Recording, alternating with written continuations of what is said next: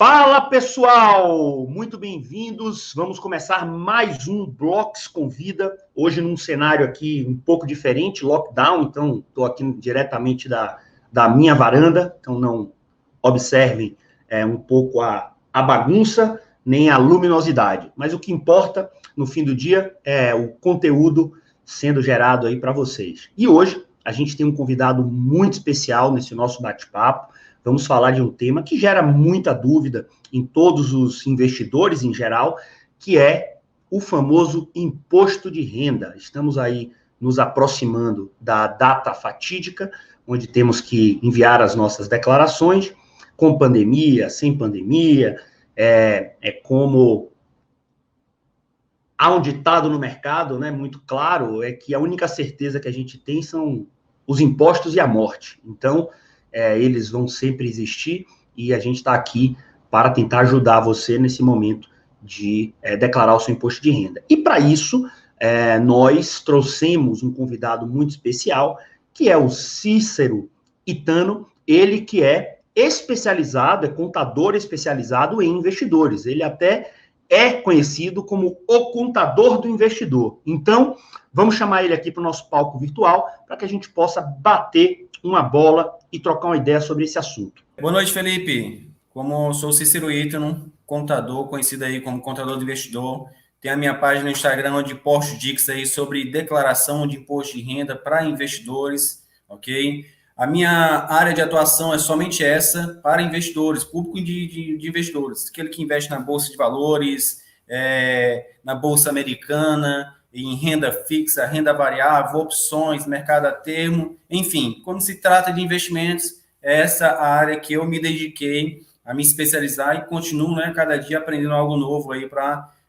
proporcionar aí, tanto aos meus seguidores como também aos nossos clientes. Perfeito. Assim, até para dar um panorama, nós aqui como plataforma de investimento alternativo, basicamente o que o nosso investidor no fim do dia, através da Blocks, ele adquire um contrato de investimento coletivo. Esse contrato de investimento coletivo, conhecido como SIC, ele é um valor mobiliário. Nós aqui entregamos para o nosso investidor, na área logada dele, no dashboard, um informe de rendimento com todas as instruções para que ele faça a declaração dele. Então, quando a gente olha aqui para os ativos Blocks, através da Blocks, é um tanto quanto simples, porque ele entra ali no segmento de bens e direitos, é tributado normalmente como uma renda fixa, aplicando-se a tabela regressiva, com exceção daquelas operações que são títulos conversíveis, quando o investidor já converte. Quando o investidor já converte, Cícero, aí é tranquilo, porque ele vira sócio de uma empresa e ele vai declarar ali como participação societária convencional. Então, normalmente, a gente não tem tanta dúvida e tanto problema. Aonde que eu queria explorar um pouco com você, no quesito investimentos, aonde que a gente vê pela nossa experiência uma confusão muito grande, né? Mercado de ações. Quando o investidor ele compra e vende mercado de ações diretamente, ações diretamente através da corretora dele, aí sim gera uma confusão grande. Conta um pouquinho aí, dentro desse quadrante, de declaração, quais são as principais dúvidas e como a gente pode dar algumas dicas para esse nosso investidor que, ao longo do ano de 2020, que é o ano base dessa declaração agora, operou diretamente aí no mercado acionário. Felipe, é o seguinte, primeira coisa que a pessoa tem que ter é organização nos seus investimentos. Ele vai ter que, na declaração de imposto de renda, já até antecipando aqui uma dúvida, assim, eu comprei uma ação da Petrobras, eu vou ter que declarar o imposto de renda?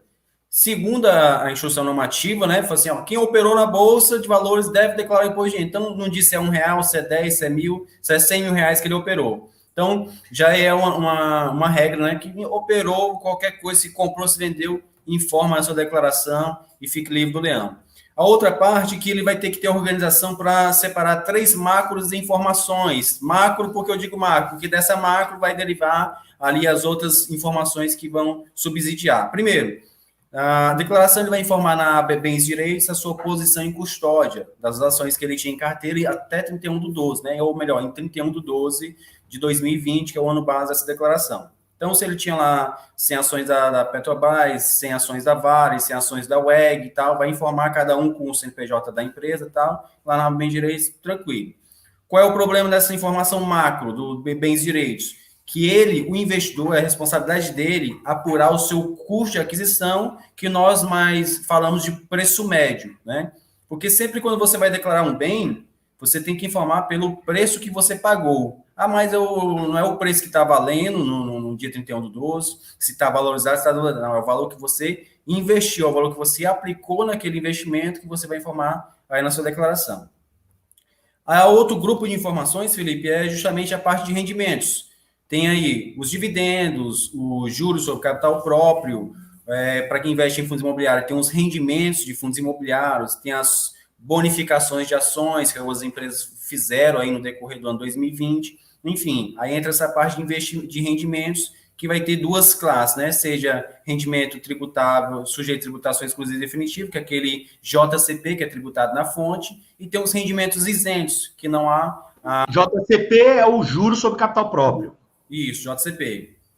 Perfeito. E aí esse JCP ele é tributado já na fonte, o cara já recebe líquido, não tem que pagar DAF sobre o JCP, que já tive essas dúvidas, né? Já me perguntaram, mas se é tributado eu tenho que pagar DAF? Não, JCP, tudo que você recebe de rendimentos ali é líquido, você não vai pagar imposto nenhum, ok? E a última grupo macro de informações é justamente a questão das vendas. Aquele cliente, aquele investidor que comprou, vendeu, fez swing trade ou fez day trading, é de responsabilidade do investidor fazer esses cálculos mensais de suas operações e identificar se teve lucro isento, se teve lucro tributável. Se o lucro foi tributável, ele vai ter que pagar o DAF até o último dia útil do mês seguinte, entendeu? Aí esses é o grupo de informações que o investidor tem que ter organizado para não se enrolar na hora da declaração.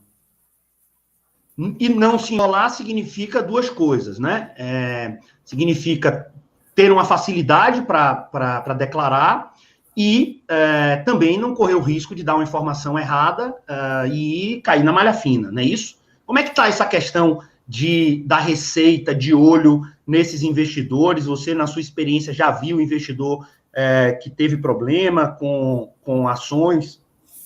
Já tivemos diversos investidores que entraram em contato com a gente para a gente regularizar porque o CPF ficou pendente de regularização. Teve um investidor que ele fez um day trade, até um pouco assim curioso, mas ele fez um day trade em 2 dias. Aí no primeiro dia ele teve um lucro ali, parece que de 20 e poucos reais, aí teve um imposto ali retido na fonte de 2 centavos. Beleza.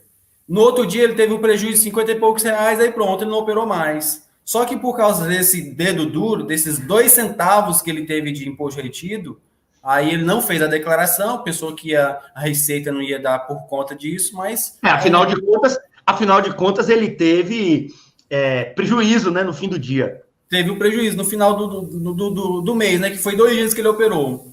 Aí ele teve prejuízo, pensou, não, eu não vou declarar, foi só 2 operaçõezinhas aqui, não vai dar problema. Mas aí o CPF ficou pendente de regularização. Quando a gente foi consultar ali, né, fizemos cadastro no ECAI, fomos consultar, estava lá. Omissão de declaração, operações em bolsa, day trade. Então, assim, esse dedo duro, né, é o que vai lhe ocasionar problemas com a Receita, se você não declarar o seu imposto de renda, e quer queira que não, a cada dia, a Receita está ainda mais, assim, com os olhos bem abertos para os investidores, né? Não sei se você acompanha agora, mas nessa última atualização, a Receita criou códigos específicos para as criptomoedas. O mercado... Eu li alguma coisa, eu ia justamente lhe perguntar, já que você começou a falar, conta um pouco. Quem tem Bitcoin, quem tem criptomoeda, e aí? Quem tem Bitcoins vai ter que declarar da mesma maneira. Na declaração de imposto de renda, a Receita Federal, lá tem um programa Ajuda, que é do IRPF, que vai dizer assim, na aba lá que onde tem, na aba Bens e Direitos, se você tiver um saldo aplicado acima de R$1.000 em criptomoedas, você vai ter que informar na sua declaração. E o ganho de capital, você também tem que informar, só que você usa o programa GCAP para apurar esse ganho de capital das operações com o mercado de criptoativos, né? Lembrando que os criptoativos ele tem isenção de imposto de renda se você vender abaixo de R$ 35.000 no mês. Okay? Então, vendeu abaixo de R$ 35.000, você vai informar o seu lucro isento, mas você não vai pagar imposto sobre essas operações. Ok? Não, entendi perfeitamente. Cícero, se você pudesse assim dar um panorama para a galera, porque eu acho que o pessoal tem muita dúvida, né? Quais são as alíquotas e quais as diferenças efetivamente? Vou falando ainda de bolsa, porque é o mais complicado, né? O resto, como você bem colocou, é meio que copiar e colar. Você pega ali o informe de rendimento que a corretora vai disponibilizar, que a Blocks vai disponibilizar, e você vai declarar como você dormiu, como eu gosto de falar, ali no último dia útil do ano, né? Como é que virou a sua conta de investimento no último dia útil do ano. Mas, quais são as diferenças aí, basicamente, tanto de alíquota quanto de procedimento, para o day trade e para o swing trade, né? Day trade, para quem não sabe, é uma operação que você comprou e vendeu no mesmo dia, e o swing trade, mais de um dia, ou seja, entrou hoje e vendeu daqui a 3 meses, ou daqui a um dia, ou daqui a 2 dias. Bom, uma coisa que eu acho importante frisar, Felipe, é justamente essa definição de day trade, beleza? Eu vou até definir aqui para clarear ainda mais para quem opera, que já tiveram muitas dúvidas também em relação a isso. Exemplo, o que é day trade de fato? Na instrução normativa 1585 de 2015, vai dizer assim, day trade é o quê? A operação que iniciou e encerrou no mesmo dia. Tanto pode ser compra e venda, ou pode ser o inverso, venda e compra, mas que foi no mesmo dia. Do mesmo ativo e na mesma corretora, né? Que instituição intermediadora na mesma corretora. Às vezes a pessoa diz assim, eu quis mudar de custódia, de corretora, eu vendi o ativo na corretora A e comprei no mesmo dia na corretora B. É day trade? Não. Entendeu? É só day trade se for na mesma corretora. Então, isso a título de regulamentação, beleza, mas nunca vai acontecer, porque demora pra cacete para você transferir a custódia, se fosse o caso, né? Comprei Vale aqui na XP, vou transferir para Guide e vou vender na Guide. Não dá, não é no mesmo dia. Nesse caso, Felipe, é aquele que não quer fazer aquele processo de transferência de custódia, aquele que, não, vou liquidar aqui e vou comprar na outra, entendeu? Ele vende na corretora A e compra na corretora B, ao invés de fazer essa transferência de custódia de ativos, entendeu? Entendi. Aí, nesse caso, que não é considerado day trade. Então, day trade, compra e venda, ou venda e compra, do mesmo ativo, na mesma corretora, no mesmo dia. Se faltar qualquer um desses critérios, já não é considerado day trade. Então, vamos agora para as alíquotas. Alíquotas de day trade é 20% sobre o lucro líquido do mês. Então, como é que vai fazer as apurações? Pega ali todas as operações de day trade do dia 1º ao dia 30 ou 31, aí ele vai somar todos os lucros e deduzir todos os prejuízos que ele teve no decorrer do mês. Aí, se no final teve um lucro, aí ele vai aplicar alíquota de 20% e ali no mês seguinte ele vai ter que pagar aí o seu DARF correspondente a esse lucro. Teve prejuízo? Se prejuízo, não tem imposto, beleza? Alíquota de swing trade, que é as operações normais ou operações swing trade, é 15% sobre o lucro. Só que nas operações swing trade há uma ressalva que é a isenção dos 20 mil para quem opera em ações, né? Se você opera em ações... Isso é importante. Isenção dos 20 mil. O que é essa tal dessa isenção de 20 mil que todo mundo tem dúvida e pergunta? Pronto. O que seria essa isenção?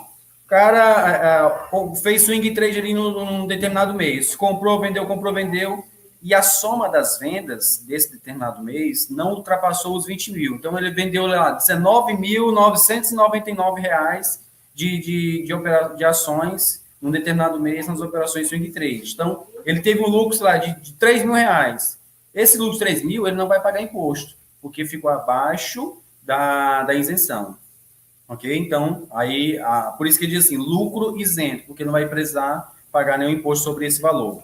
Então, vamos supor que o investidor planejado, de longo prazo, ele monta ali uma carteira e, sei lá, ele comprou uma ação, a VEG, né? Há 2 anos atrás, comprou a VEG. VEG é um caso fantástico porque, deixa eu até olhar aqui, ela... Deixa eu olhar aqui a VEG. Hoje está custando... Já desdobrou, inclusive, mas hoje ela está custando R$71. E nós estamos falando aqui de um crescimento no ano anual de 119%. Então, o cara comprou lá a VEG a R$30 há um tempo atrás, e agora ele já está lá cheio de milhões da VEG, e ele vai vender R$19 mil, R$19.500, R$19.999 todo mês, para viver. Ele não paga imposto, é isso? Não paga imposto. Todo mês ele ficar nesse limite, todo o lucro que ele teve dessas operações vai ser um lucro isento, então ele não vai pagar imposto. Tem que declarar o imposto de renda, entendeu? Há uma diferença entre pagar imposto e a declaração. O pagar imposto, que é o TAF, sobre o lucro que você não vai fazer, porque fica abaixo da isenção, mas você vai informar na sua declaração anual, que tem um código específico para você informar esses valores.